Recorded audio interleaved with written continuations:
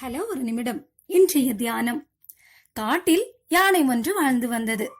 அதற்கு எப்போதும் தாழ்வு மனப்பான்மை அதிகம். பறவை, விலங்குகள் என யாரை பார்த்தாலும் தன்னுடன் அதை ஒப்பிட்டு பார்க்கும். சிட்டுக்குருவி பறப்பதை பார்த்ததும் அதுபோல தன்னால் பறக்க முடியவில்லையே என்று வருந்தும். புள்ளிமானை கண்டால் அதன் அழகிய நிறமும் வடிவமும் யானையை கவர்ந்தெழுக்கும். இப்படி அழகாக இல்லாமல் கருப்பாக இருக்கிறோமே என ஏங்கும். இதை நினைத்து பட்டினி கிடந்து தன்னைத்தானே வருத்தி கொள்ளும்.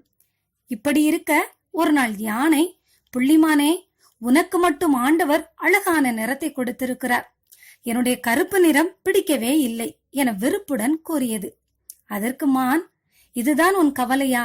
ஆண்டவர் ஒவ்வொருவருக்கும் ஒவ்வொரு விதமான நிறம், பண்புகள், பலத்தை கொடுத்திருக்கிறார்.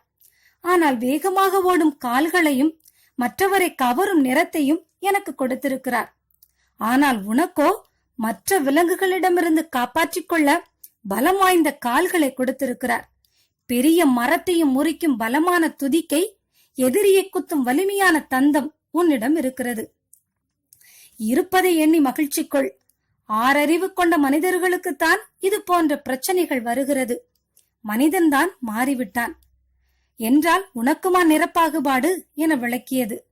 அதன்பின் யானை தன் அறிவீனத்தை எண்ணி தன்னை மிகச் சிறப்பாகவே தேவன் என்னை படைத்திருக்கிறார், இனி யாருடனும் என்னை ஒப்பிட்டு பார்க்காமல் தேவன் எனக்கு தந்தவைகளில் மகிழ்ச்சி அடைவேன் என்று உறுதி கொண்டது.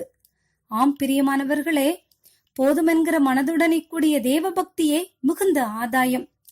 ஆசையானது அலைந்து தேடுகிறதை பார்க்கிலும் கண் கண்டதை நலம். இது கதைதான். ஆனால் இதுவே அநேகருடைய வாழ்வில் இன்றைக்கு நிஜமாக இருக்கிறது. நாம் நம்மை பிறருடன் ஒப்பிட்டு பார்த்து வாழ்வதை தவிர்த்துவிட்டு தேவன் நமக்கு தந்தவைகளில் போதுமென்று வாழ பழகிக் கொள்வோமா?